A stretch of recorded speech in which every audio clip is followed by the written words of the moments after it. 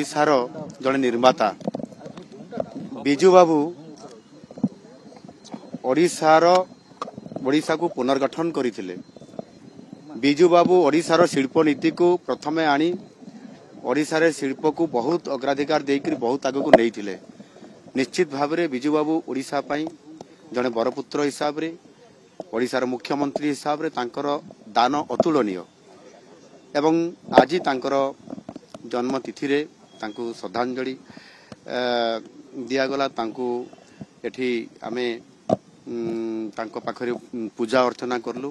निश्चित भाव में तांकर जो शिल्प नीति थिला ओडिशा को आगु को नेबा पई तांकर जो स्वप्न थिला निश्चित भाव में आज नुआ सरकार आसिला परे तांकर से आधुनिक ओडिशा गठन करिबारे जो जो पदक्षेप नैतिले जो पदक्षेप गुड़िक आज दिन में भी निया जाई पारि नाही। निश्चित भाव में तांकर ओडिशा को आगु को नेबा पई आम सरकार